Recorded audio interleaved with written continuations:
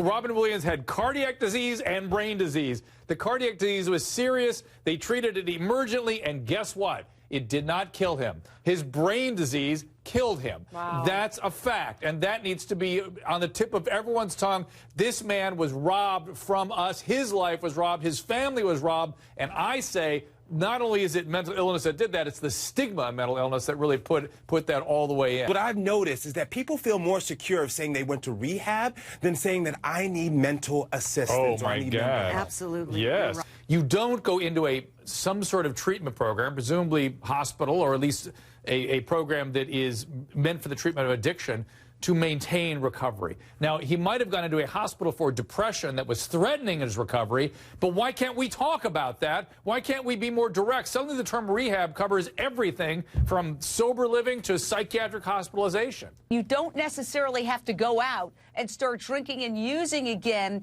to sort of fall off the wagon. It's all up here. The slip occurs long before the first drink or the first drug if you're not working your program of sobriety. In recovery, people are going to want him to be Robin Williams as opposed to Robin Williams, the person. You either choose to live your recovery out loud or you choose to hide it in the closet. And if you choose to hide it in the closet, not only are you doing a disservice to other people who need recovery, but you're doing a disservice to living your own truth and living out loud. I'm an addict, I'm an alcoholic, I'm clean and sober, and I'm proud of it. What happens when you're that depressed is actually it is a selfish disorder because you become so entrenched in your own thoughts. Well, Judy, I'm going to say this. I'm not going to let you get away with that because I'm going to say I challenge anybody to have an extreme pain of any type, whether it's emotional or it's your limb being cut off, whatever it is. Try not to be selfish. When you're in overwhelming pain, you can't see past your body boundary because that's the way our central nervous system works. I love this euphemism that's flying around now. He battled inner demons. I know. Listen, demons, guys, are what people talked about people suffering from when they had brain disorders in the Middle Ages. Demons. These are brain diseases. Why don't we talk about demons when somebody has a heart attack? We could. Yeah. We used to 300 years ago. Why don't we just call those demons when somebody's fighting a heart disease? Yeah. The fact is, brain disorders are precisely the same. I'm nowhere near as funny or as talented as this man, but I definitely live in the same world as him, and being up and down and having addiction problems myself. It's sad that he's gone, and it's really scaring me right now because I feel like I have too much in common with this person. I would use a word that I don't often use as it pertains to public figures, but he's somebody I think everybody loved.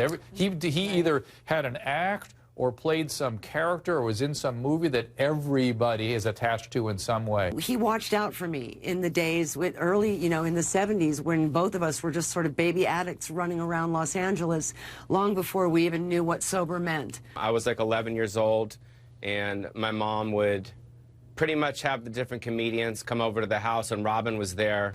And basically, they were getting high. We went in 2003, right when they caught Saddam Hussein, and he was able to come up with these jokes, like right off the tip of his tongue, to 10,000 people in a hangar that haven't seen home, that war just started, and he would just bring this light, and everyone was laughing. You were dying on stage. He always wanted to keep that energy level in the room high. It was like a psychological imperative for him.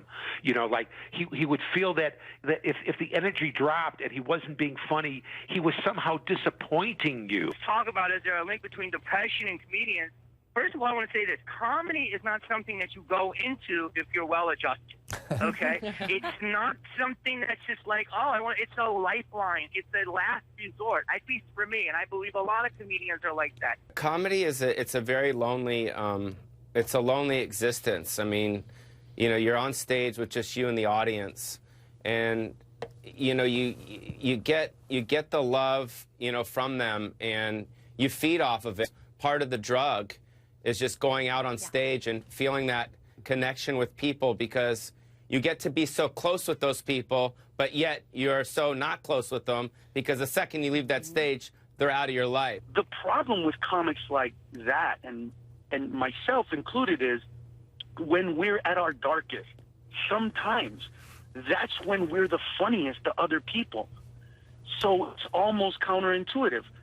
Whether it's stage or drugs or people or the audiences, the fixes feel good in the moment and leave you empty on the other side, or craving more and unable to fill that void. He tried to make it into the UFC and he didn't quite cut it. And he had a, you know how people these days, if you're not the best fighter, then you need to market yourself with other abilities. And he seemed to be an a-hole. You are not a real man. Real men do not beat up their girlfriends and then, as Jillian just said, run and hide from the consequences like a coward. And I hope to God that he does get caught. Violence and aggression is this guy's only form of communication with people. And not only did he beat up his ex-girlfriend, he tortured her, which Sam described the other day so well. I mean, poked her with knives, cut off her hair, made her shower. This guy is sick. She's broken. She's having even more problems because of the way people are treating her on social media.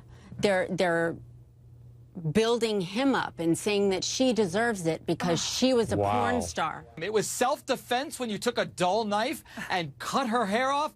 It's a laughable defense.